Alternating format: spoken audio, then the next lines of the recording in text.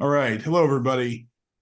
So we've got Paul's map displayed before us, and I've got 1,000 questions. So I'm going to turn it over to him and let him speak. We have all but 7 responses to the survey I sent out. I appreciate everybody getting on that. And if you have yet to respond to that survey, please do so ASAP. And if you have any questions, you know where to find me. The security process is moving along well. Rob Doan can't be here this morning, this morning for me in California, but otherwise it's going well. Reports are going out to everyone that needed security clearance, that they are receiving it. If you have had your information in for a long time and haven't received any info, please contact Rob and ask, and he will tell you what your status is. But that's going along very well. We're all very happy about that process, which is unpredictable. Let's see. Otherwise, not much to cover. I wanted to answer any questions about the con before I turn it over to Paul, and then I will get out of the way and let Paul work his magic. Anybody have any questions, curiosities? My understanding is the first event is 9 o'clock on Friday morning. Friday morning, we're going to meet at Battleship Cove, Dennis. We meet at Battleship Cove. Okay. Yeah, so if you wanted to see us out there, you will. And as I've promised over and over, but have yet to deliver, I've got a schedule that will be published soon. It'll all be on the schedule. I'll get it then. But I will be there at the 9 o'clock. Good, Friday. good. All right. Look forward to meeting you. Anybody else have questions? The last event on Sunday, because we got to figure flights getting out of there. Yeah, I think folks are flying out of Providence. Yeah, I'm flying out of Boston, but the next day. So the museum's going to close roughly 4 or 5 o'clock on Sunday. So you're welcome to stay until that time, as long as you're amused. The problem is the price of hotels there is just outrageous, as I'm sure you know. Yeah, agreed. Yeah, unfortunately, it's still the season, quote unquote, in August. Yeah, we've got some people staying near Providence, and then a lot of success on the kind of Airbnb thing if you're prone to do that. But that's if you haven't done that before, I would not recommend it as a first time, because there are some expensive mistakes that are very easy to make. All right, with that, go ahead. We good, Dennis? I have a very expensive resort hotel. Yeah, you and me both. I unmuted. What's that, Leslie? Am I unmuted now? You are unmuted. What can we do for you, sir? Well, you can change my name. My name is Frank. Leslie is my middle name. But in terms of wargaming, I've always been called Frank Davis. I think you have to change that in How about Zoom that? in your handle. No, it's already done. Oh, Yeah, there you go. How Oh, about that? You can do that. That's Boy, good. Harold has. Well, Harold you know, has these Zoom skills are honed over time. During COVID, I had hundreds of students that I would lecture to online, and it wasn't necessarily changing from Leslie to Frank. It was changing from some curse word to something that was more neutral. So happy to do that, Frank. Thank you. All right, very good. Paul, you have the floor. I'm going to mute and shut up and look forward to your presentation. Okay. All right. This is just to explain to people how the operational wargame system works. I put a link to a folder I made that I put an overview brief that Tim Barrick does when he talks about it. There's 2 of the battle books, the one for China and the US, and the rules. I think we're up to 2. We're working on 2.2. I think 2.1 is the one I posted there. So the idea behind the game, as I kind of said in the intro, it was Colonel Tim Barrick was the wargame director at the Marine Corps Warfighting Lab. And he was a hobby wargamer like a lot of us, and was like, well, why can't the Marine Corps have nice things? Why can't we have a war game unclassed that we can give out to the troops, to Marines, to fight each other in the barracks, and he was getting into this. There was UK Fight Club, now US Fight Club. There's these sort of military and military adjacent organizations trying to promote wargaming within military and, like, we call them military adjacent, as civilians like us, like Chris and I, that work for, he worked for Matt Caffrey, and Matt Caffrey once introduced me at one of his games as the real Red, the guy from the Navy. So, but Chris and I get along way more better than that. So anyway, I got involved in it about 3 years ago when he was asking questions about he originally had like the ship counters were groups of like an entire carrier strike group. And when he took this out to some fleet guys, they were like, yeah, this is kind of cool, but for us, like for in the play this in the wardroom, we want to like have like what the differences between some of the individual ships are. And he, being a good Marine, he knew what he didn't know, and we happened to have run into each other. He's like, hey, can you help me make like the individual ships in this? And I've said, sure. So then, and a partnership was born, and in the intervening years, I've helped him out mostly in talking about stuff, and like he always would say that you tell me the issues, and not just the issue with the game, but then what the person will ask and then how to respond to them. So I've been giving him a lot of ammunition, because again, it's a game. At the end of everything, it's not a simulation. It's not going to be predictive of any real world events or anything, but it gives people a flavor of the time, distance, and geography, and sort of the tyranny of distance involved in a lot of this, and in general shows the broad capabilities of the different ship types and different weapon systems involved. So I'll just start with kind of the iconography of the game. You'll see some ships here. So for example, this gets to like the difference between the different ships. So like we have a flight 3 DDG and a flight 1 DDG with a ballistic missile defense loadout and one with a strike loadout. So there's lots of polygons. And if you start at the top, you have a number inside a little satellite. That's the number, the sort of detectability and counter targeting ability. In general, because it's a kind of open kimono game, we can start. I like to play a Stratego style, where I put the task force markers in little stands so they can't see, and play with submarines written down, so you don't really know where the submarines are. But you can also do it. In the physical counters, when you flip them over, they're just like unknown, and so you can play it with a bunch of dummy submarines in there, and it's not that much worse. But you get the fiddliness of having to flip your pieces over. I'd much rather have them standing upright in little stands than having the players keep having to flip them over.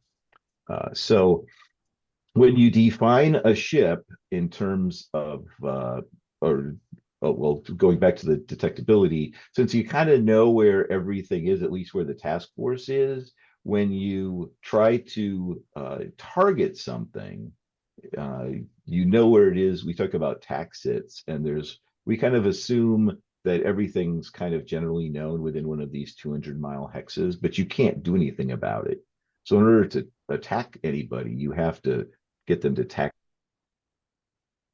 1 targetable, and that's what this number is related to. So in general, the core sort of combat system of the game is the notion that you have defensive values that are all these little shields. So like the flight 3 DDGs have 3s. These guys mostly have 6s, lots of 6s. And then there's these polygons that represent attack dice. So these are salvos of attacking missiles and salvos of defensive missiles. So each shield represents 12 to 16 defensive missiles. Each attack die is 6 to 8 attacking missiles. So to carry out an attack, you roll the appropriate sided die. In this case, if you were doing this and the little ship or the airfield are things that tells you what domain they pertain to. So like these shields deal with defending against missiles. These shields deal with defending against ballistic missiles or hypersonic. They can also be used against aircraft, or in this case, they can also be used against ships. And then you've got some that can be used against ships, and some that can be used against, that's a little airstrip there, little runway is land attack. So you've got land attack, ship attack, air attack, missile defense, and then submarine. Sometimes the submarine, if the submarine and the air is the same, they're on the same line. Sometimes they split it out. That's just who is, so like in this case, the submarine and air is both a 12. Here, the submarine is an 8, but the air is a 10. And the notion here is that if you're shooting at airplane, you're probably going to shoot you're not going to shoot a whole salvo of like 12 missiles at like a 4-ship of aircraft necessarily. So there's again, it gets to some of the abstraction, how far down into the abstraction do you keep track? So you roll a die when you attack something, you roll the attack die. If you roll equal to or greater than the shield, you succeed. If you roll less than the shield, you fail. And there's some special rules. Sometimes if you roll double, you get 2 hits. If you roll triple, you get 3 hits. So say if this D12 attacked something with a 4 and you roll a 12, then you get 3 hits. Now, most of the time, 1 hit mission kills something. So it really only is a thing when you're shooting against an aircraft carrier. But it's the notion that out of 8 missiles, you can get multiple hits. Questions on the iconography on the markers before I go on?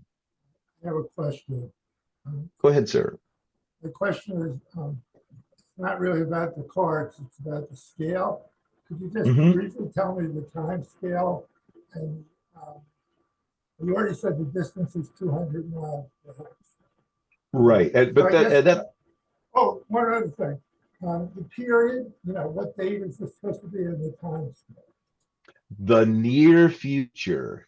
So like 2025, 20, somewhere between, tomorrow and once you get much out into the late 2020s, since these are all kind of based on the stuff we currently have, like there's some things in the game for like next generation air defense and some stuff that's out like past maybe 2030, but they're kind of notional. And it's mostly like the quote unquote near future. The time scale of the game can adapt. There's maps at different scales. So like this map is for 200 nautical miles, and in that case, each turn is 1 day. You can also, there's maps for 100-mile scale and 1 day, or 60 miles scales in 12 hours or 8 hours. And then it goes all the way into, for a lot of the ground combat, when you move to like playing like Russia-Ukraine war, it's like a 10-mile hex, but you still do like 1 day turns.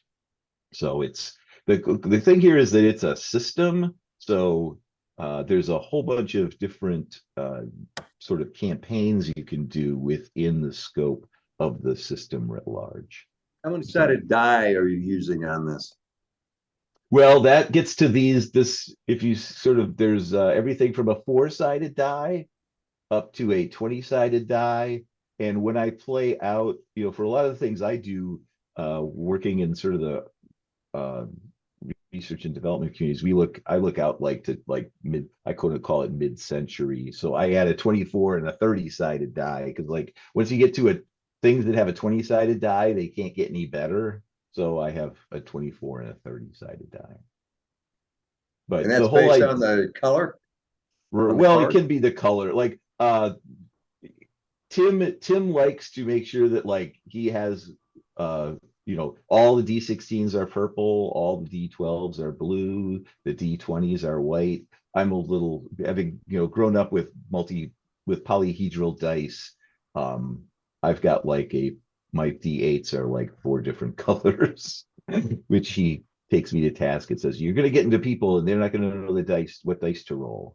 I'm like, well, that's why I make sure I usually help them make sure they use the right dice. Okay. And the key, so the whole sort of concept in that is, one, it keeps it all in class because you're just kind of rank ordering combat systems in terms of sort of generations of capability. So like, a harpoon missile and an exo set, they're like a D8. They're like second or third generation anti-ship cruise missile. Then as you get up to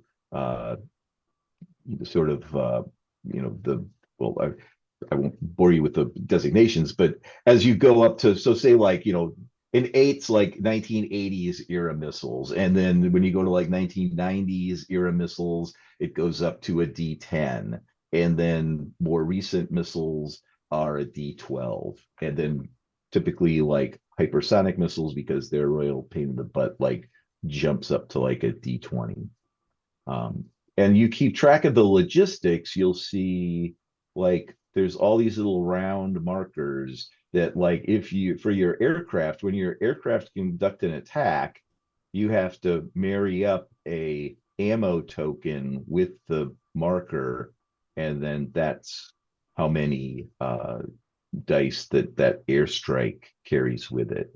And like a B1 can carry 6 dice, but like a F-18 can only carry 2. Does that answer your questions on that? Yes. Okay, awesome. So the red shield has this little thing that so that shows that this is sort of the enduring defense value, that if you use up all your expendable shields, that's what you defend with when you're out of Schlitz. But if you're out of attacking missiles, I always joke that that you should be able to at least attack with a D6 for your guns, but no one's ever wanted to do that. When you're out of missiles, everybody just goes home and reloads. They don't want to go have gunfights. All right, so this over here shows the general sequence of play. So you start with a planning phase, which in a PME environment is really important because it gets, the commander huddles with the troops and gets what his intentions are for what kind of operations he or she wants to do for the turn. And then it goes through a movement set of where you move naval units. And the way the moves work is you roll for initiative. So whoever gets the high die can either move first or pass. And then typically if you're playing a game with this many units, a lot of times it'll just, especially like with submarines in that planning phase, people just plot like where they want their submarines to go. And the only exchange of back and forth is just the task force, the surface task force markers. So like if you can see here, there's a task force marker here down off the Paracels, there's one down in the Spratlys, and then they've got a whole bunch of them out here being mean and evil to the poor Taiwanese. And then blue's got their ubiquitous like ballistic missile defense guy sort of out here, and then they've got some guys down here. One of these is typically like an amphibious ready group. And then there's a bunch of task groups out here, sort of outside the line of death, waiting to come charging in once they've set conditions for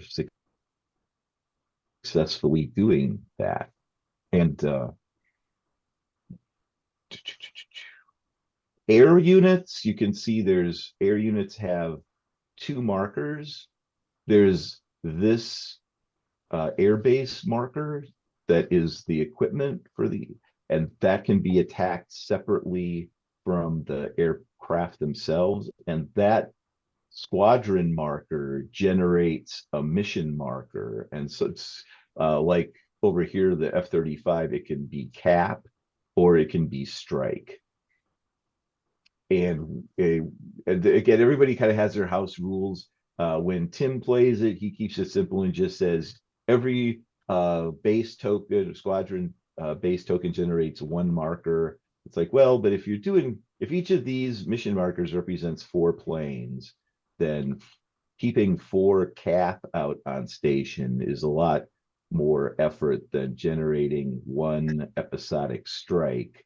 So I let people have 2, basically at the planning phase, the big thing you have to do is, are your aircraft going to do strike or cap? And you have to make that decision at the start of the turn. So that's my apology to the ATO, Chris. You have to at least think that far ahead. But if you do strike, you get 2, whereas if you do cap, you just get 1. So, Paul, Yeah. you seem to be thinking that I've gone native. It's better to think of me as being a Navy guy who's under deep cover in an Air Force organization. I will treat you, I will no longer treat you as a hostile witness. Okay, so the movement, so in this case, where we've got like 7 or 8 task forces on each side, the back and forth isn't terrible. If I move 1, we roll for initiative, I move or you move, then roll for initiative. And you could get situations where I might get to move 2 of my task forces in a row because you deferred to me and then I won the next time. So that, but it interleaves. It's not the on the land side, it's much more, move. It goes like by like brigade or even division, where each side alternates moving like a large formation of ground forces, and then doing operations with them sometimes. So, and again, I'm going to focus, and even there, I'm going to focus when any games we do there will be mostly like this one, naval air focused, because that's what I do and what I find most fun. So after we do naval movement, you do air movement, and the air movement is you can move the ground elements with sea lift if you're in a port and like you're in Guam here and you want to send some of these P8s like out of Guam and move them down to, Mindanao or something. You can load them up and that takes a turn, and then you put them on whatever the ship is, and then the ships move. You'll notice there's no movement factors on the counters, and typically it's with 200 miles per hex and 1-day turns. Pretty much 3 is the standard. That's like 20, going like 24 knots. An aircraft carrier group can go 4, and when you do that, sometimes you have it carries it's a logistics ship, and you can if you want to get the knickers of fuel, you can expend fuel. Normally you just have to be able to sort of trace a line, like trace a, it's almost like Tim kind of thinks of ships like airplanes, and you kind of have a tanker bridge, and that's not totally wrong, but you got to have like the AOs, you have to be able to be near an AO, and the easiest is just you stick it in with your carrier battle group, and then it's there. But the sad thing is when it gets shot, because it's also carrying a whole bunch of your extra weapons. Because as you can see with these sort of loadouts of planes and markers of different kinds of weapons, like in this case, you've only got 4 strikes worth of LRASMs of your good anti-ship missiles on the carrier. You've got 4 more in the log group with you. But ultimately you can get down to where all you've got left are like old school laser guided bombs that have a range of 0, which is always depressing when you have to fly right into the same X with the high-end combatants to try to shoot them. So we go. So naval, air, again, same kind of thing, alternate placing the mission markers. Or what we'll do sometimes is just have the whoever is got quote unquote the initiative puts their missions out, and then the sort of defender can put their missions out. Or we'll do it by like the South Sea Fleet will put theirs out, and if there's anybody down there, but it's mostly the Chinese put their defensive ones out, then let the U.S. put theirs. And since the strikes happen during the turn during air combat, this is typically only cap, ASW, airborne early warning, and tanking. And then you can do soft. There's basically there's a list of shenanigans you can do with your soft, and same thing. Again, the strike side. This is that's if you've got a strike thing and it's got a strike side. Otherwise, that's the marrying up of the strike guy with what munitions you want them to use. Whether you do it, as long as you do it before the actual combat phase. If you do it there in the planning phase, kind of doesn't matter. So then we have IO and cyber. So that's one of the things it's kind of cool about this game. You'll see up here, there's this space capability dashboard, which is sort of space and non-kinetic things. And come on, go, little game. I've got too many graphics for mine. I find Excel to be useful for doing this kind of stuff, because the high-res graphics mode works a little better than in PowerPoint. But it gets slow and you get lots of things. So the idea here is that each side has a C2 constellation. It has precision, navigation, and timing. And it has an ISR satellite constellation. Okay, anytime now it'll stop jittering. And it's the same kind of thing where the effect of your ISR constellation, the die you have, you keep track of with the marker. How many ISR tokens you can put out on the map. Okay, stop. Now's the time to stop. Please stop. I hate when you get a queue of things going and it won't stop. But anyway. So in this case, China starts with it rolls a D20 and it has 3 tokens. Blue starts. Anyway, blue starts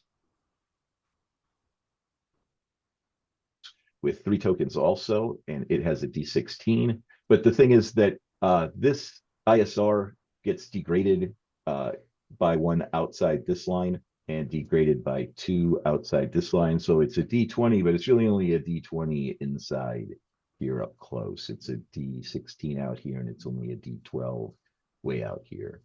Kind of to show that as you get farther away from the Chinese coast, it's they're less effective. But blue stays at a 16 everywhere. Now there's these other little tokens here that say assured C2 and have a little shield value of 6, or disrupt C2 that have a attack die. 2 of them have a 10, 4 of them have an 8.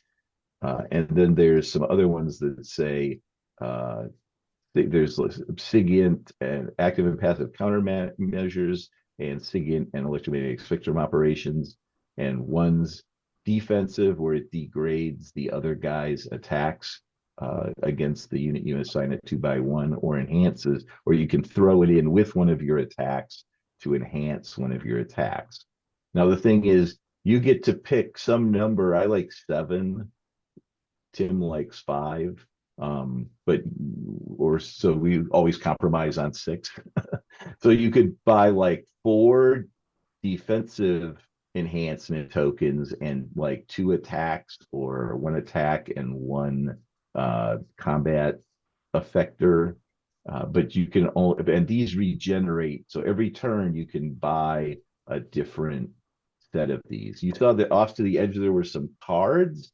Those are like super tokens. There's 5 or 6 different of those, and those you can pick 3, but when you use them, they're done and they're gone. So they're one-time use, but they're much more powerful than these little tokens here. So the whole the IO cyber phase is you pick your attack, defense, or combat multiplier tokens up to the total, and then you allocate them. If it's a defensive one, you allocate it to one of, so like, let's say I pick 3 of these assured C2. I can just do 1 on each of my areas. And that's just like the shield on my ship. When the attacker is, say, attacking me, he picks a D10 attack. He's got to roll a D10 first to beat my shield of my assured C2. And if that fails, he's done. If it's successful, he's got to roll again against the inherent defense of that system. And if he's successful, then depending on how successful, like if it's a D10 and he rolls a 10, it degrades it by 2 because he got double. But that's only a 1 in 10 chance to get the double. Well, usually it's just going to degrade it by 1. And then on each turn, you can allocate an assured C2 marker to bump it back up again. So that gets you, you can get into these either virtuous or non-virtuous cycles of if attacks start coming against you, you end up having your defenders trying to get your systems working again rather than defending them. And then you've got even more, then that takes away from what you can do for attacking. So you can get in these kind of death spirals, or like I said, the other side, sort of a virtuous spiral, or once, if you can gain the initiative attacking, you can get some significant advantages. The C2 constellation, this represents the number of, we call them complex attacks. So think like third-party targeting. Anybody can if they're in the same hex, or if they have if there's like surface ships and submarines, if they're in the same hex, they can attack. If it's like a carrier that has aircraft, it can always attack an adjacent hex.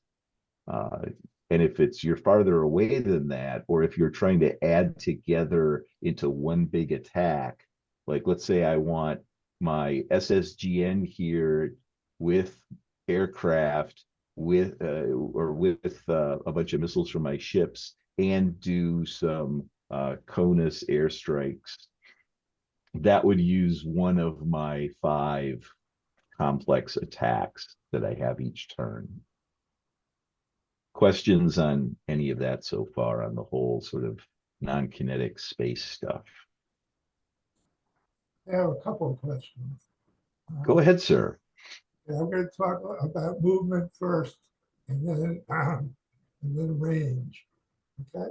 About movement, I'm just going to fire off these questions. You can give me short answers. Yep. Are task forces visible all the time on the board? Yes, but you don't know what's in them. So like Task Force 1 here is a carrier battle group, but if I scroll down, Task Force 7, there's a bunch of them over here that are just like 2 and 3 ships. So you don't know if that's a carrier or just a pair of destroyers until you get it to Taxit 1. But every task force represents a group of real ships, correct? Correct. And you could have dummies if you wanted. I tend to avoid dummies. But yeah, so do I. That's why it's like if you're gonna have a dummy, you got to have something that's at least making it look like something else. About the movement again. You sort of like glanced past this a little too fast. Okay. You were saying like the norm or the average is 3 movement points, which I assume is 3 hexes. Correct. In one day. Right. Which is okay. 3 hexes in one day makes sense, like that. My question is, and then you have all the possibility of alternating turns. So theoretically, one player could go 2 or 3 days, 9 hexes. Is that what you're saying? No, we complete one day before going on to another one. But what the interleaving, so let's say let's kind of like say it's a movement phase right now, and I roll a die. Red rolls a 6, blue rolls a 7. Blue gets to go first. Blue wants to move. It's going to take this not as carrier. This is essentially it's 2 destroyers. It's going to go 1, 2, 3. Okay, now red. Now it goes to red. Red's like, well, I don't like this guy here. I'm going to go and send this guy here 1, 2, 3, and they're going to end up fighting. Blue's like, oh, okay, well, I want to move my carrier. Now that you moved him up, so we roll the dice again. Let's say red wins this time. So now red can say, okay, well, I want to move another guy 1, 2, 3, and then blue goes 1, 2, 3. And it's like, oh, well, it just happens. There's a submarine there. Maybe he doesn't want to go there. He'll go up here 1, 2, 3. And you can say, well, how does he know there's a submarine there? Well, it would, so a lot of times when we're playing, it'll be upside down. So, and or the submarines won't be on the board, they'll be on an off-board thing. So Okay, so just again, it to depends make on, sure so what's the objective? Mm-hmm. well, just to make sure I understand, so you alternate moving task forces based on initiative, and each player gets to move or has the opportunity to move each task force before you would go to the next round or the next turn, correct? Correct. Right. So you do all the naval movement, and then you go on to the air movement. So when everybody, basically, if both sides pass, then it's over. So like now at this point, both sides pass, and so this is the end of, so this is where everything is for naval movement. And then we do air movement. And for air movement, let's say blue wants to they want to put some cap to help these guys defend. Now this F-35 only has a range of 2. So at a range of 2, I either have to put a tanker out for it to get there, or I can take one of my strike can also be tanking. So I could put a guy there to be a tanker for it. And then you'd alternate putting air missions out. And in this case, red they're pretty much just, they're going to do strikes. They've got to carry, they don't really have any, it's hard for them to project air power out here, other than just having like their bombers fly out. And blue has some stuff down in, let's say, down here in Australia. So let's say they have their amphibious task force here. I want to send my F-22 out. He's got a range of 2. Well, I got to build a tanker bridge for him. 1, 2, 1, 2. So it takes me 1, 2. So it takes 2 tankers to get my F-22 up there to help defend those guys. So that would be one mission. That would be placing that marker with those tankers. But now red can say, okay, well, you didn't really defend those. So I could be like, well, geez, gosh darn it, I got to have some F-35s defend my tanker bridge. So one tanker's got to get that F-35 out there. This guy can go 1, 2. So to make a defensible thing to get this one F-22 mission out there takes all these guys to do that. What's the range of the tankers? Or are the tankers tanking off each other? The range of the tankers is basically infinite. Okay, got it. They've got an asterisk on there, so they could basically, like, there's some things like P8s and the like B-52s. Like the blue's got a little box over here that says CONUS. Like you can, but it takes like a whole day for them to get there. Like you plot missions from CONUS show up the turn after you plot them. You say you're going to do them. It's just, again, time distance. Okay. Does that answer your questions on Yeah. that? Yeah. So that's how the movement goes. So you do the movement, and then what I usually do is I have them do the task forces and then go, okay, now we look at where the submarine plots are, and then the submarines just move. And like if, say in this case, you've got a red submarine and a blue submarine together. So, whoops, too much. So, at the start of the, like normally at the start, if there's like submarines, then usually I say, well, the blue submarine's there because it's following the red submarine around. So blue kind of always has the initiative against red submarines. And in this case, this 7 is sort of this is the stealthiness of the Shang versus the stealthiness of the Virginia. And the ASW number is a 10. So basically, in order to even know the Virginia is there, the Shang has to roll a 9 or a 10. And then, so let's say it rolled a 9. Well, now it can roll to attack, and now it rolls its 10-sided die against the 6 and has to roll a 6 or better to get a hit on it.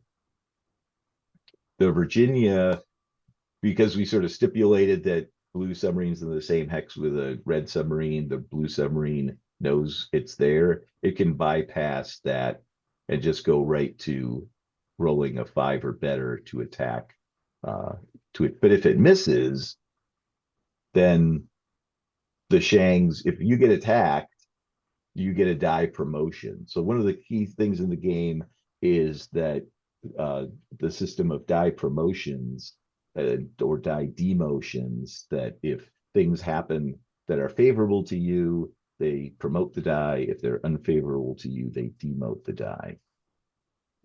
So typically, so if these, and you have to be in the same hex to look for submarines. So like if you've just moved, if like say this guy in the movement phase, these guys were here, and his plot was to move there, and his plot was to move there. Nothing, since they didn't start the turn in the same hex, they don't get to find each other. The odds that 2 submarines are in a 200-mile hex are going to bump even remotely come near each other is really remote. So now the next turn, if they move, they could move right on through and never see each other. So you have to basically stop and spend, if you like, if this Virginia is trying to sort of cover the flank of this task force, it's got to sit there. And then if the other guy ends the turn here, say the Shang moved in, now it didn't start the turn, so it doesn't get that, bonus. So now they'd roll a D10 and have to get a 7, 8, 9, or so it's got a 40% chance to detect that Shang. And if it's successful, a 50-50 chance to kill it. And vice versa. It's all it's simultaneous. If you detect the other guy and he doesn't detect you and you kill him, you didn't know you were there. So that's how that works. And the same thing. Can you just briefly tell me a little about what happens during the planning phase? I'm sorry, I didn't quite catch that. Can you tell us briefly what you do during the planning phase? The planning phase in the typically in like the professional military education kind of games, the commander of blue will get his individual. You typically will have someone who's like the JTF commander, and then somebody's the Joint Force Maritime Component Commander, the Air Component Commander, the Land Component Commander, and they own the ships, the aircraft, and the land forces. And they talk about, okay, this turn, I want to, we don't want to send the carrier in yet. We want to have the submarines go forward and run amok for a couple turns now, and then based on how well they do, or the other way around, say, well, we're gonna just send a whole bunch of task forces in and hope that we can get before he can sort them out. If he's got 3, if I've got 4 task forces and he's only got 3 ISR tokens, then hopefully I can You know, if I just, turn one, I let all these guys in, and he's got to pick what, of these five, he can pick three, uh, and he's got to roll on he's out here in the D16. He's basically got a 50-50 chance with three chances. If he might get unlucky and not find any of them. And then the next turn I can go and surge him in. If I get unlucky, he might find one, but did he find my carrier? He can only attack the ones that he finds. So he might find two or three destroyers. He's got his super long range missiles he can shoot, or might have like an SSG, an SSN that has a long range like this guy's D12 has a range of 1. He could shoot over at this task force 1 away. But does he want to waste that on some destroyers or save it till he finds the carrier? So the planning phase is just a discussion about what the plan, literally what the plan is for the turn or the next couple of turns. And it's also when you have to commit to buying at this very first planning phase before the game starts, you have to commit to what of those cyber shenanigan cards you want. And once you pick them, that's what you've got. And when you use them, they're gone. Does that answer that? That's helpful, like, are you already into combat? Okay, so combat, we do detection after that cyber IO part. We do combat or detection. So anything that's in the same hex, if it's surface ships, like this surface ship and this task force and this task force, surface task forces just automatically detect each other if they're in the same hex. So it's all the helicopters and things running around. We just stipulate they automatically detect each other. Submarines, if one of them started the turn in the hex, then they can search for each other. Otherwise, it's typically those three or four ISR tokens. Those get assigned, and then you roll, and typically it's an 8 or better on a 16, somewhere between a 12 and a 20-sided die. And if you get it, you get it. If you don't, you don't. People always, what about distributed maritime operations? And it's like, okay, well, if you can make, I'll give Blue the choice, like you can be concentrated and then they roll once. And if they find you, they find everybody, but everybody gets to defend together. Or if you're distributed, then Red's got to roll individually for each one and may not find any, may find one. But then only the quote unquote these sevens, these networked weapons, only those can be used to defend each other. And that's only if there's like an E2 or something, 5th gen fighter that can link them over the horizon so they can talk to each other.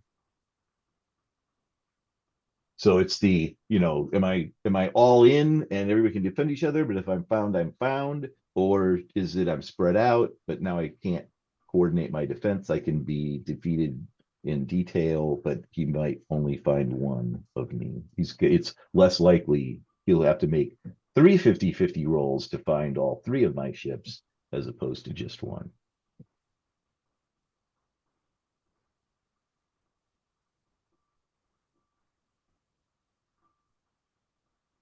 Okay, so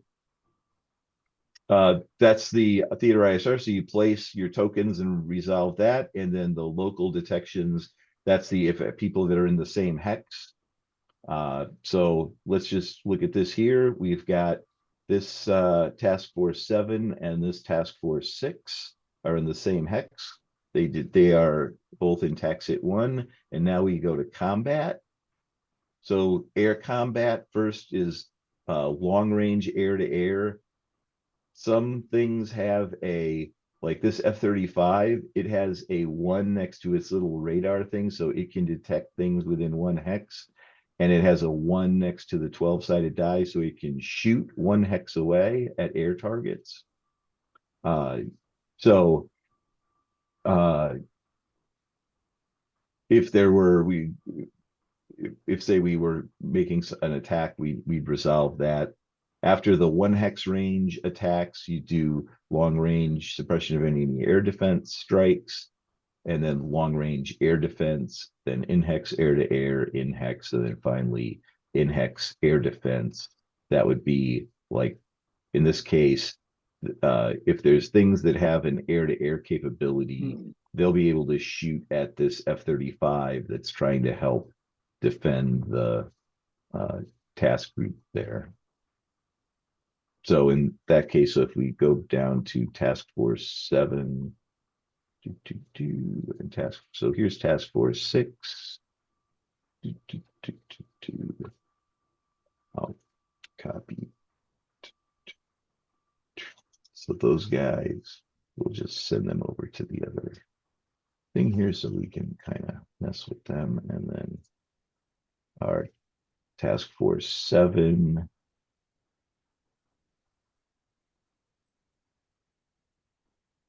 On task, come on, come on, come on.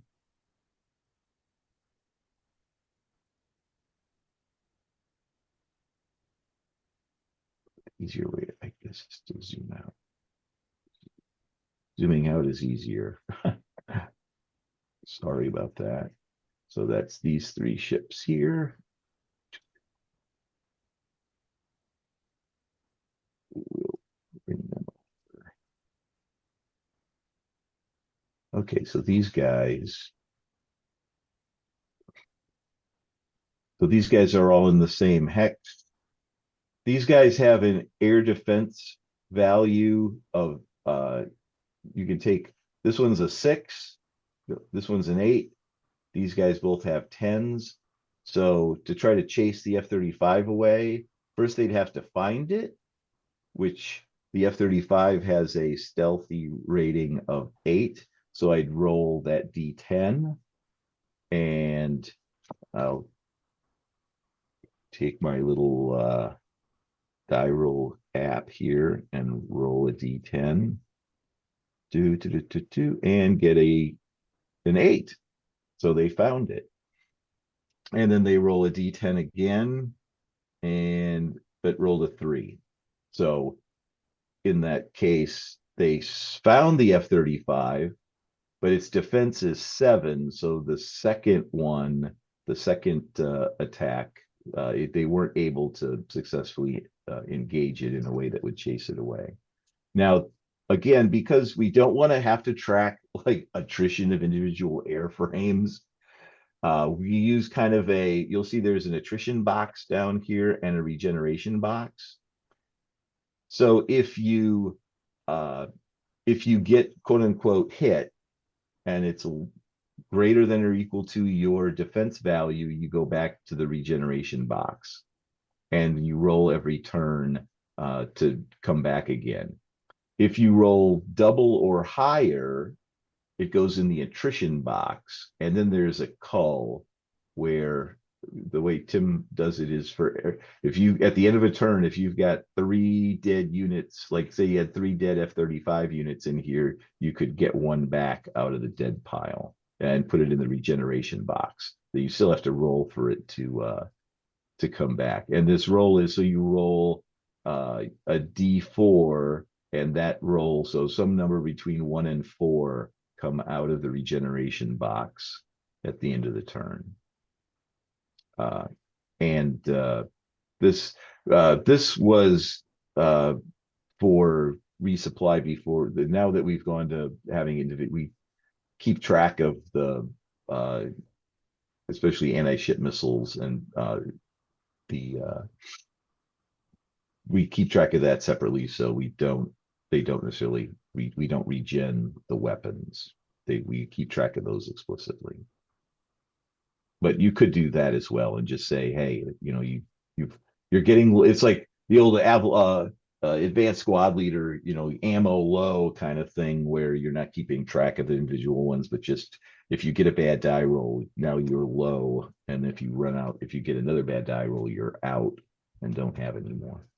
And you can do that. There's a lot of ways you can put little house rules like that in the game. So let's go back over here. We're in our, let's say we did our air to air. And in that case, the F-35 is still around. So now we go to strike warfare by initiative. First you do long range strikes and then in-hex strikes. So in this case, we'd have in-hex strikes going on here. So in this case, Can the F-35 make a strike, or is this just ships? Well, the F-35 was on cap. Okay. So what it's going to essentially be is the equivalent of an AEW, which is going to give so the DDGs will basically they'll know the enemy missiles are coming.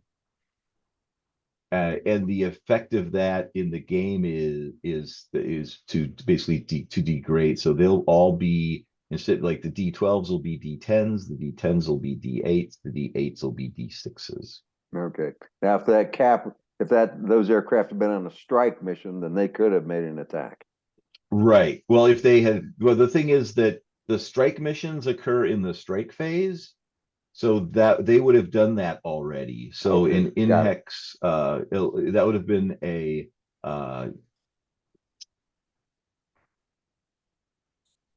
that would just be in During the air strike combat. warfare. Okay. All right. Got it. Well, the strike actually would have been, you do long range strikes against targets in a single hex. So they would have been, depending on what missile they had, like if it had a JASM, if it was carrying a JASM, let's just say these F-18s, they were doing tanking and they brought some missiles with them. We'll bring so each counter can carry one counter, so it can carry two D10s. So let's say that it has two D10s that it can throw in the attack. So it's got a 1 hex range, it's adjacent. If it was LRASMs have a 2 hex range. They've got a 2 and they're D12s, but you're probably not going to put those out on something that's just JASMs can't attack ships. So I guess we'll say they have joint strike missiles. Okay. So they've got 2 dice that can add in. All right, so we'll go back to our thing, and let me bring up my little thing here. So this gets to Captain Wayne Hughes always talks about, fire effectively first and the battle of the first salvo. Well, it often becomes the battle of the only salvo, because if I'm putting my red hat on and I'm going to do my try to build my attack here, and I normally these would be upside down, or I wouldn't know exactly what they are, but I know in general the DDGs tend to have somewhere on the order of 3 or 4 standard missile 2s each. These represent standard missile 6s. They're only they can be used for BMD, so a lot of times they're going to only use those if they absolutely have to. But in this case, I've got 10 defending shields across the 3 ships, and we're going to assume that they're all together and can defend each other. I've got 2, 4, 5, 6, 7, 8, 9, 10 attacking missiles. Oh, gee, how convenient. So I'm just going to be, he's got 10 missiles. So let's say I don't have to, I have to declare as the red player how many total dice I'm attacking with. I don't have to say how many of each kind, but I'd have to say I'm attacking with, say, 6 dice. Let's say I'm going to just do the good ones first and then see if I use these later in another turn. So I'm going to attack with these 6 dice. So I say 6. So blue goes, okay. Well, if you're just going with 6, then and these counters are laminated, so you can just mark them with a dry erase marker. I'm using the two of this guy's 6s and 3 of this guy's 6s, and I'll use 1 7. Now you can in the rules themselves, if you want, you can allocate 2 shields against 1 incoming missile, and that degrades it 1 die. But the math, I can try to tell him his marine math doesn't quite work out. So when I play it, I just say, yeah, it's just 1 for 1, especially with these high speed missiles. You're typically not going to get a chance to shoot that many times again before they're going to hit you. So in this case, we had our F-35. So in this case, we'd go over here and I drag out, whoops. Copy.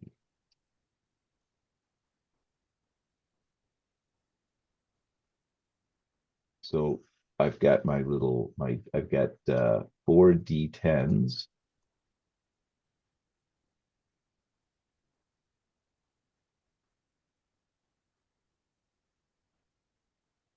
And I get 2 D8s.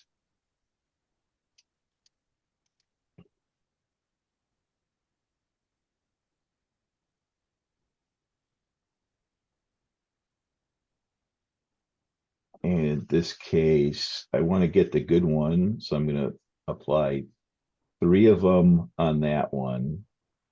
And then 1 of them on the BMD guy, and that one on the BMD guy. And then I'll just make a token attack against this guy. So now I get my die roller out. I expend off the various missiles, and then I roll, and I got an 8 and a 4 and a 4. So I needed a 7 or better. I rolled 1 8. So 2 of them didn't make it. Then I roll that one again and get a 6. The 6 beats a 5. So I did 1 damage. So I mission killed that BDG. This guy here, he's got a D8 and a D10, and I get an 8 and a 5. So the 8 actually got the hit and the 10 missed. So then my D8 got a 4 and a 4 that is equal to or better. So I got a mission kill there too. And now this D8, he got a 3 and he missed. So that was a really effective attack. But now these guys get to attack back, and they've got 3, they've got a D8, so they've got 6 D10s and a D8. And in this case, this is where I usually have them write, like if I have mutual attacks, I have them write down what they want to attack with.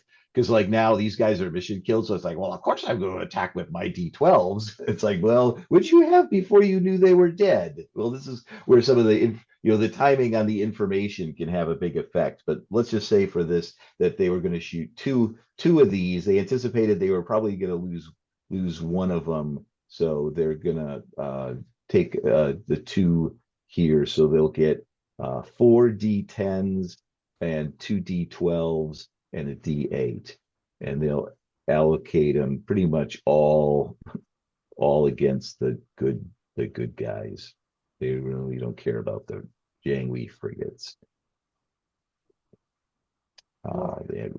And so on. So with the D12s, we'll roll the D12s. We'll have 1 on each, and they get a 6 and a 10. So they both get hits, and then the 4 D10s, a 2 and a 4, those missed going for 6s, and a 10 and a 2, 1 hit. So I got 4 that have gotten through, and a 1 and a 5. So 4 got through the outer air defenses, a 10 and a 6. So the 10 is a double, so that got 2 hits, which say if I was going against one of these, it would have, in this case, since it represents two ships, like when you take out one, you take out everything in the column underneath it. And then a 8 and a 2. So I sank the 2 Lu Yangs. So I had, in that exchange, now I've got a DDG left. The Chinese have a bunch of frigates left. And 2 DDGs were sunk. My 2 DDGs were only damaged. They can go back and, you know, my NUWC brethren will do their NUWC battle damage magic like the Yorktown, and they'll be back in the fight by Christmas at least. So that's how surface to surface combat works. Any questions on that? And again, if I didn't throw, I should have thrown in the other 2 dice from the air units. I forgot about those, but we already killed them, so they're dead. Okay, just a few quick questions. Yep. At first, I thought you had sunk the two blue units here, but now you're saying no, they were just out of the mission. They're damaged. My question is this: is all the exchange of weaponry here simultaneous, or if you sink something, does it not get a chance to fire back? In this case, if you attack at long range, not in the same hex, then it goes by that initiative order of who does their attack first, and you take dead guys off. If it's in the same hex, again, it depends on the exact situation. But for the most part, we say if they're in the same hex, they're all going to kind of know where each other are, and it's their, you know, once you see you're shooting, you're going to shoot, and so you're at the very least, if you know where the other guy is and you see missiles inbound, you're going to shoot your missiles pretty much, so you're not going to die with rounds in the barrel. Okay, that question came up because you mentioned first salvo becoming no salvo. I thought I understood, but now you're explaining it in a way that doesn't actually like match up with first salvo advantage and all like that, but that's okay.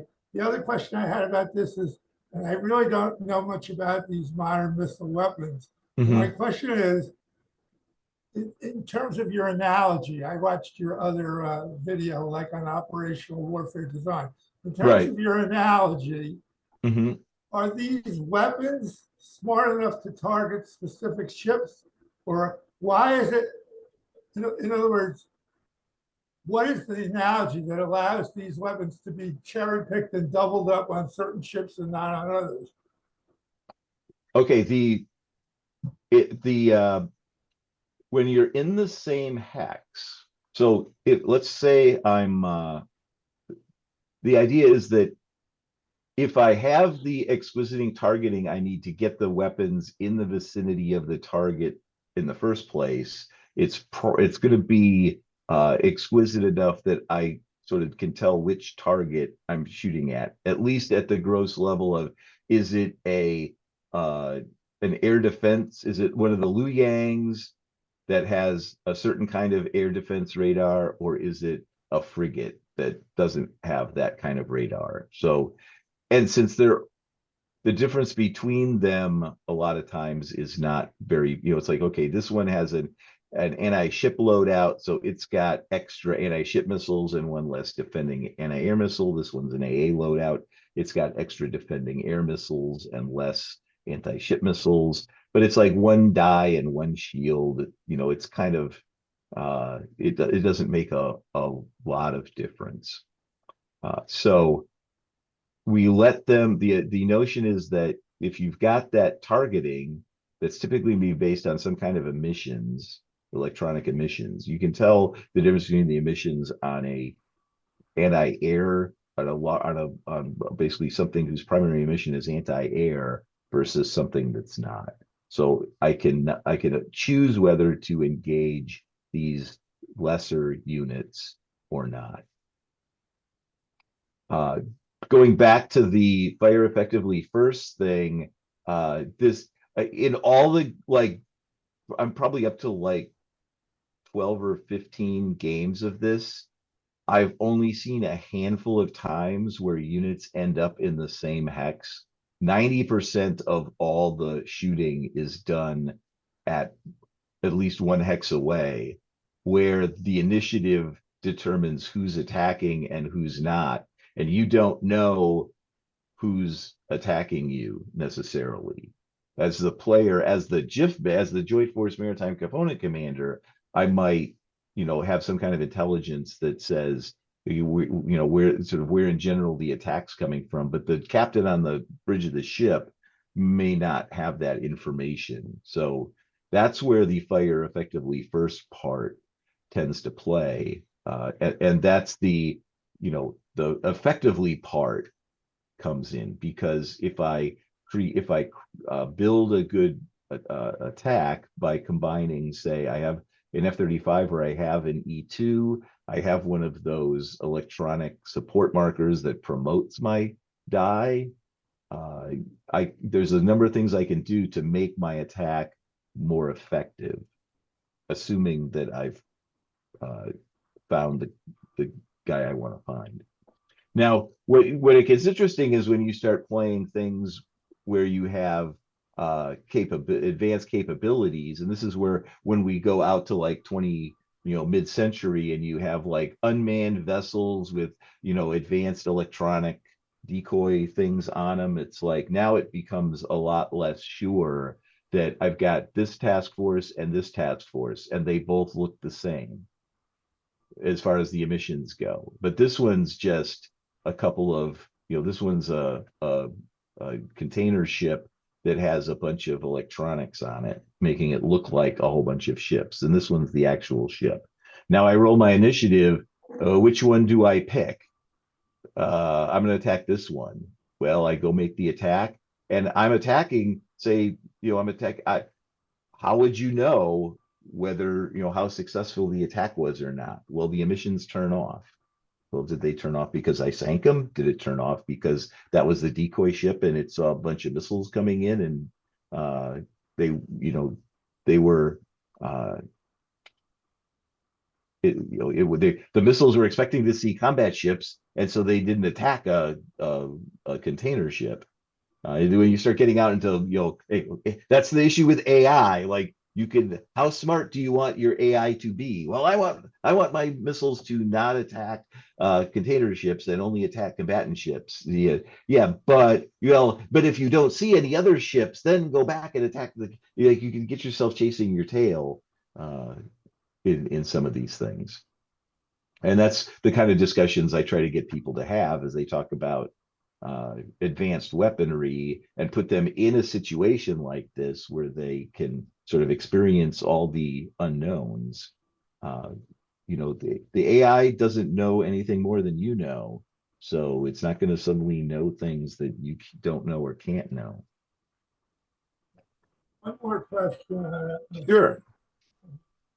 Going back to movement. Moving one task force at a time. Right. I'm going to put this in terms of Lake Gulf, which I assume you're familiar with. Yep. So the Japanese have 4 or 5 different forces, but they're planning in a very hopefully optimistic way to converge on the U.S. transports at a certain date and time, and they're coming from different directions and all like that. I don't see in this game, if you have to move your task forces individually, I don't see any way to coordinate that kind of action. Now, the Japanese couldn't really coordinate it either, so that could be the answer. But I'm just asking, is it a case where if you want a number of ships to be involved in a combat in a certain hex, you put them in the same task force, or is it a case where somehow you can coordinate the movement of more than one task force in that movement phase? Right. Well, the sort of the thing is, and that gets to sort of some house rules. So like I have in order to get at that exact problem, I've created a little card I call the observe, orient, decide, act deck. So you have two decks, rather than roll the die and the winner rolls 1, the cards have a number between 2 and 6. And each side picks a card, and whoever has the highest card basically gets to conduct both the movement and the combat for that many units. And then the other side gets to do movement and combat for that same number of units. You don't have to use all your points. Like if you get a 6 and you only want to move 4 and you move 4, well, you move 4, but then the other guy only gets an opportunity to move 4. The other thing is if say I as the US player, I pick a 4 and the Chinese picks a 2, the US say moves 3, less than or equal to 4, and the Chinese player really doesn't want to move anything right now. They've got a big operation like you're talking about that's going to need, they're going to need to move 6. Well, instead of doing anything that turn, they can take that 3 and save it and accumulate it up. So now that's the end of that operations phase. So we do a next operation is each picks a card. Now let's say the Chinese player gets a 3 and the US player gets a 2. Now the Chinese player could take the 3 it had that turn with the 3 it saved, and now it can move 6. Now the US will get a chance to move 6, but the US player can do the same thing. So I want to save my 2 to go later. The issue is in everybody's deck, there's a delay card. If you pick the delay card, you lose your turn and you lose any accumulated cards. You go bust. And one of the things you can do with your cyber attacks, instead of just attacking the space dashboard, you can attack the other guy's planning, and add more. Every success adds a delay card in, so you can add delay cards into their deck, and he has to use his assured C2 to root him out. So you can get this kind of OTA, you can play the quote unquote OTA loop dominance game that way. And it gets to that and your exact thing about, well, what happens if I want to make a operation with moving a bunch of things and attacking? Because even in the normal game, sort of the artificiality of everybody all moves but nobody attacks till after everybody's all moved is like, okay, well, wait, there's like a time warp here now. Everybody's moved like a day's worth of movement, but now we kind of go back 8 hours and conduct an attack. It's like, that's and for when you're trying to play the game quickly, and it's you're just trying to get at the major muscle movements of forces that can get that can work. If you're playing at sort of if you're worried more about sort of what are the capabilities each side has and how they're employing, you need that ability to interleave the movement and operation combat at a little more granular level. Does that answer your question there? That answers my question, and I think I was picking some more advanced situation anyhow. Which, Yeah, but you can't have. Go ahead. Sorry. Well, I'm just saying, I don't mean like to be a troublemaker. Oh no, that's I'm here to answer questions. That's the whole I was thing. just interested because I'm designing a game and I'm reading about late takeoff, and I'm trying to picture how your game would like reflect that kind of situation. But you answered it very well. You do have these cards that allow you to more synchronize movement, and that's it. And the other part you said about the 8-hour delay, that also makes complete sense. And it's another question I would have tossed at you. But there's always telescoping of time in these games. Right. Airstrikes might only last 1 or 2 minutes, and yet they're they're only assigned at a certain point in the turn sequence or something like that. Right. So anyhow, I understand. I was just asking as a point of interest whether or not the game has those kind of capabilities.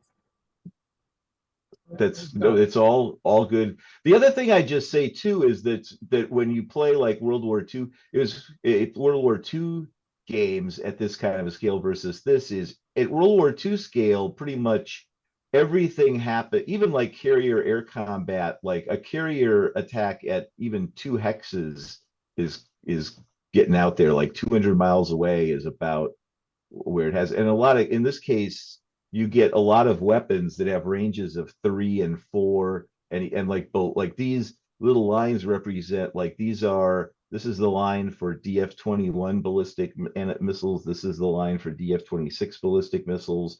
So like, even if you're way out here, if you have like this H6 air unit can fire a missile with a range of 3, you could fire ballistic missiles. You could have like on the Renhai, if I won't scroll down, but like it's got some missiles that have a really long range. So you get, there's a lot, because the ranges overlap so long. The planning, part of what I like to get the players to do in the planning phase is to sort of commit for that turn to what sort of big combination attacks they plan on making.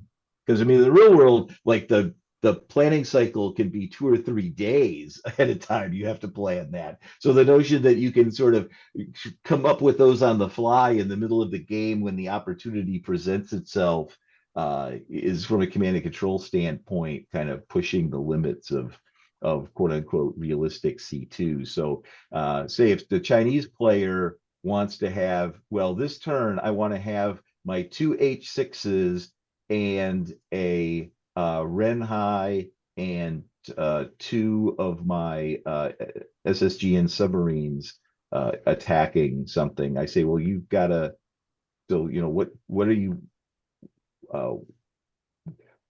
marry up in the planning phase, marry up the ordnance that you're going to have for those guys, and then write down what those guys are, and then they're committed to that attack. If another, like if guys come up in the same hex, then it's, in that case, it's not simultaneous, because this red guy is committed to attack this guy down here. So if this guy moves in the hex with him, then he might get and attack this guy before he can get permission back from the chairman to defend. Basically, you know, we like to think we like let our guys make decisions. China, probably not so much. If he's been told your role in the world is to be part of the big attack later today on this guy, he's probably not, he's going to have to phone home to get permission to attack these guys. And if this is the carrier and this is just 3 destroyers, they're probably going to say, yeah, sucks to be you, but you better hope that you roll good today and survive to make the attack here, because I don't want you wasting your missiles on that guy. So that's, again, how the interleaving with the initiative and the different phases can lead to, it can get to the more of those fire effectively first kind of moments, and sort of show how we kind of represent differences in the C2 between China and the US at a very hand wavy level. Over. For any more questions? That, unless people have more questions, I've said an hour and a half. I'm at about an hour and a half. I think I covered a little bit of everything. I'll stick around as long as anyone wants to answer questions, but that's kind of the, I think I've gone the, just to finish up, you've got this regeneration. Everybody's air missions go back to base. Caps, you can stay out. There's status markers. If a guy is, if you've got a submarine, say, that's going to stay in the hex the next turn on do ASW, and then you roll for soften air regeneration and to fix. If you attacked ports, there's little markers you'll see on here. There's like air bases and things have little numbers. You can put little damage markers on ports and airfields, and then at the regeneration phase, they roll to fix themselves. And Okay. that's pretty much the game. Okay, a couple of questions there. Do it either now or later. But you said when you started out, you said something about rules. Are they available someplace? Are they online? Yeah, I posted them in the thing for this, in the Zoom marker in this thing. If you go on the Discord, Okay. for this event, right under the link for the For the this Zoom event, thing, there's a thing. It says game rules and battle books for this are here, and there's a okay. link. Okay. And that opens a folder, and it's like 60. They're all they're like Adobe Acrobat things, and they're big. So Outstanding. It's Is in this the game? I'm Go ahead. sorry, Dennis. It's in the, just specifically, it's in the Zoom meetings Okay. subfolder. Okay, I'll look forward there. Is this game ever going to be available commercially? It won't be available commercially right now. It's well, it's unclass and it's for educational purposes only. It's basically meant for the DoD and DoD adjacent community. There's Tim and I have talked about sort of a derivative game, but for now it's like in my copious spare time in the next few years after I retire, maybe I'll adapt it or something kind of like it. Because I've got another game before I got involved in this, I was working on another game similar to this. But Now for now, the Littoral Commander by Dietz Foundation, that's something similar to this. Did you have anything to do with that? I mean, I'm only that I've known Sebastian and given him, good karma, and he sent me I've given him some feedback on some of the rules and stuff, but no, other than just moral support, no. okay. So we're not going to see this in August when we come. Now I'm going to bring the Littoral Commander with me. I'd like to play that. I'm going to bring this. I will. One of the things that Tim wants to is Tim Barrick wants to engage the hobby community with the game more from the sense of ways to improve it. Okay. So like we brought it to PresCon and we played a bunch of games basically with hobby gamers at PresCon. And similarly, I'm doing it here. I'm gonna maybe hopefully I can get out to regular SD HistCon and bring it out there. And again, like I said, I retire next year, so I'm hopefully going to be going to more cons and stuff, and I'm still going to be involved in the development of this. So you can do your duty to help your folks in uniform have a game that you might not be able to buy it at least for a little while till we kind of finish getting it to where it satisfies the, because part of it is it's like even for like to buy it, it's right now the box game I will bring in August is made by Game Crafter and it's like $350 because it's like bespoke print on demand.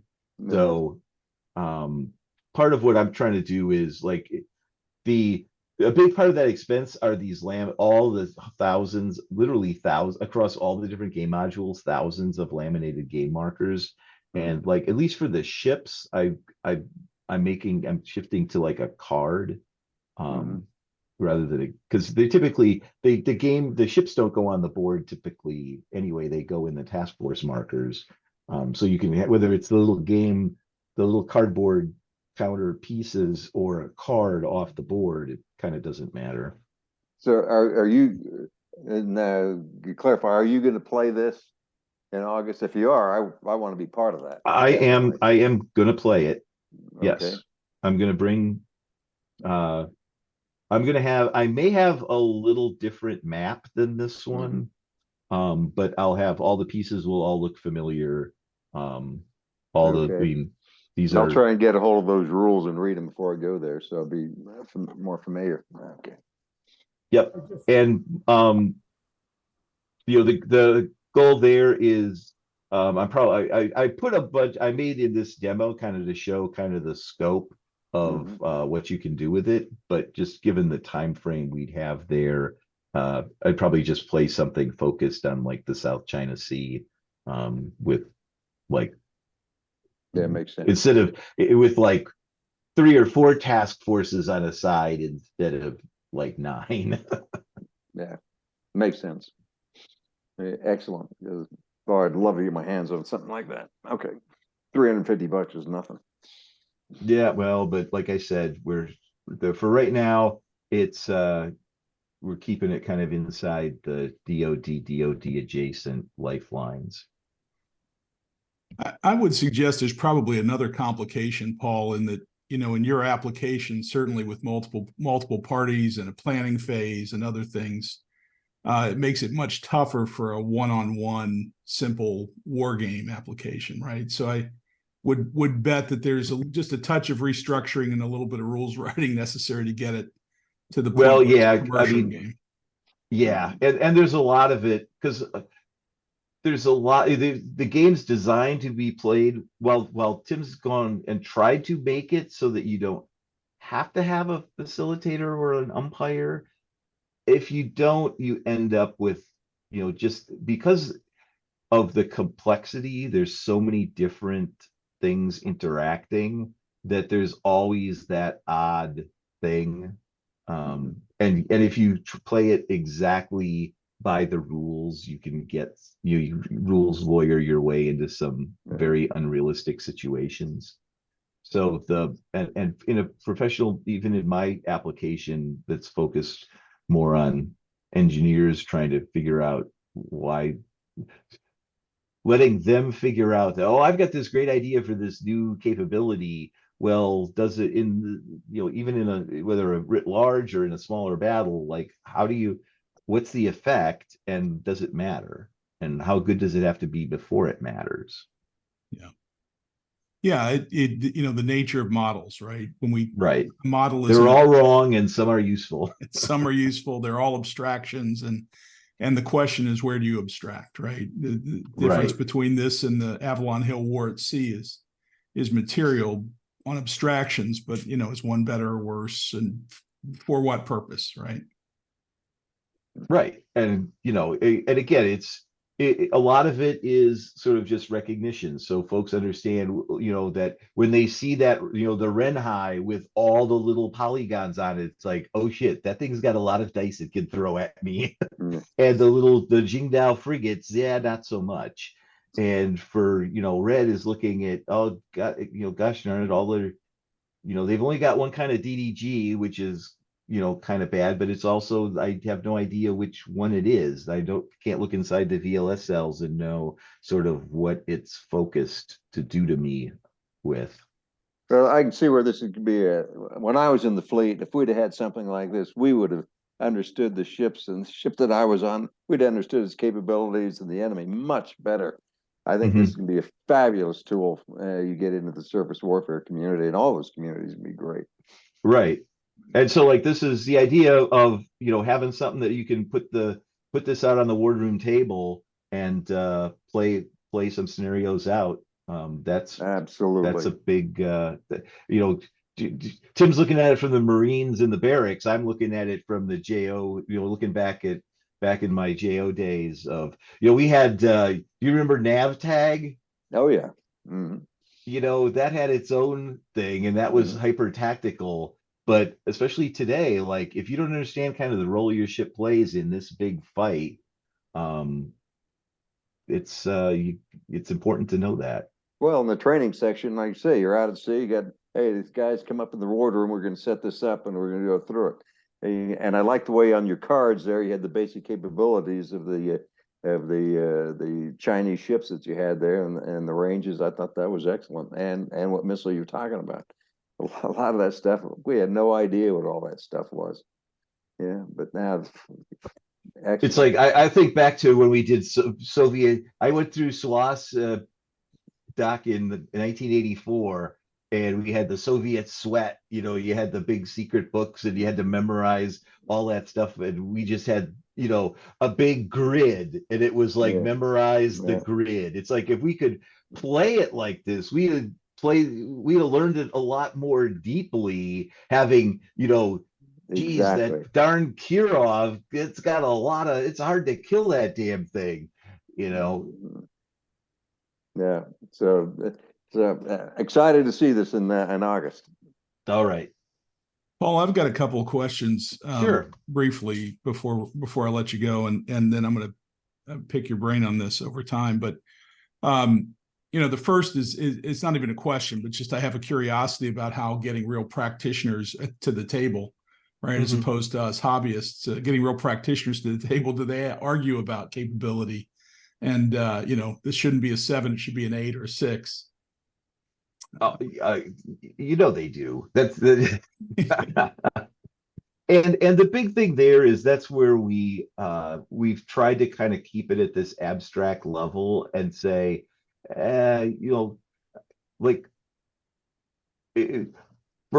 for the future stuff I do, if a technology guy is like, well, I should have a D30, it's like, well, okay, let's play it with a D30, and I keep track of how many times, and I go, well, you made 8 attacks during the game with your weapon, and the fact that it was a D30 and not a D20 only mattered in 2 of them. Yeah, or never mattered at all. I always roll, the 8 attacks when I was successful, I rolled, it was always, whether I rolled a D30 or D20, if I've got to roll like a 4 or better, it's at that point you're polishing the cannonball. Right. Yeah, it's a question about abstraction again, right? But I think it's also one of the great reasons to have these models and put them in front of the table, or put them in front of people that have the technical expertise to question it, right? Because those refinements are what a model is all about. Here's my model of how this works. And if you disagree, let's talk about it. And that will improve the model and probably improve both of our understandings. Right. And then, but what they find typically when we play this, especially when you have those, the little combat multiplier chips and you start getting into it, is that they start realizing that, okay, whether their thing is a D10 or a D12, if you can get 3 die promotions, well, that whether it's a 10 or a 12, it's now going up to, it's like maxed out. It's like a D16 or a D20. Yeah. And, at that point, again, if you're trying to, once you're starting to add those force multipliers that are degrading the enemy's capability and enhancing your capability, the individual weapon rolls is not nearly as important as the conditions you can create to enhance the effectiveness of it. So from the professional modeler perspective, does the additional complexity enhance the model, right, at this level? Right. And, I've tried to go and tie it just for my, for the community I work with, I've tried to tie it into like Harpoon 5 system generations and things and say, okay, well, like, why did you pick a D10 for this or a D12? And it's like, well, I went by Harpoon. Harpoon says this is a 5th generation anti-ship cruise missile, and that one's the 3rd generation. So the 5th gens are D12s and the 3rd gens are D8s. Yeah. And just say, are there times when you can make that D8 roll a D12? There most certainly is, but you've got to do a bunch of stuff to make that happen. Just like the enemy can make that D12 degrade down to where it's no more effective than the D8. And it's those circumstances add that like plus or minus 2 dice kind of into the whole thing. So when you're arguing about, well, this should start out at 1 higher or lower, it's like, okay, if people are hard over about it, I'll be like, okay, that's your best technical expertise for this game, we'll play it as a D12 or we'll make it a D16. Right. But I'm going to keep track of how many times that mattered. After instead of fighting about it now, I'll let you have your way, and then we'll see how often it mattered. Now, a question for you is, on this, how are you getting this balance in between? If you make this thing too complex, guys aren't going to play it. Right. If you don't make it complex enough, you're going to have guys saying, well, the missile is too abstract for what it really can do. Are you able to find that balance in here to make it accurate enough that you guys will play it, but not too complicated? They sit down and their eyes will glaze over, and they're going to go watch the movie that night. Yeah, well, I mean, we've been working on this about 3 years now, and if you go in that little brief, the like overview brief, there's a list of like 30 different organizations that have all used it, and over those 3 years we've incorporated that feedback, and I'd say you know, there's kind of a consensus that where it's at now, it's pretty good. You can quibble about probably the least mature thing is like submarines and ASW, and the most mature now, especially in 2.1, is land combat. Well, the fact that the lead designer is a Marine shouldn't surprise anyone that land combat is the most mature, especially since they're like fighting the Ukraine-Russia stuff all the time. But you know, like one of the things that like in the current thing, like right now for the ASW, there's just one number, and you know, sort of what in the 2.2 version, I've got basically a consideration that makes you have to say whether you're using active or passive, because that makes a huge difference. Because if you're active, the submarine can hear you further away than you can see them, and you're much less able to classify exactly what they are. So that to me, like that distinction needs to get thrown in, and it's just another marker that says, you know, I've got my own on my cards. I have a separate active number and passive number. Everything we try to do, we try to keep sort of backward compatible to we don't want people that have already spent like $1,500 buying all the counters to say, well, I have to spend $1,500 again for version 3 of all the counters. So we you know, and that's kind of, there's a sunk cost to it now that we're kind of stuck with in certain ways. So my advanced naval rules, it will end up being a set of cards, and you can just print the cards out and put them in card sleeves and replace the ship markers with those if you want to play at that next level of fidelity. Otherwise, you can play with the ones you have now, and you just have the ASW marker has an active side or a passive side. And there's some die roll promotion or demotion things that happen based on which one you pick. So you could play this at a basic, intermediate, and advanced level, depending on how detailed you want to get into it. Exactly. So like I've got a zoomed in version on 60-mile hexes that's pretty much just blue subs attacking red ships, and sort of in a vacuum, just to show people it's kind of how hard it's, you know, well, the submarines just go in and they sink all the ships. It's like, well, like how much risk are you willing to, you know, there's this calculus of I can accept low risk, and it's almost impossible for them to do anything to my submarine, but my rate of kill in that case is really slow. Now So they where think is the about rate?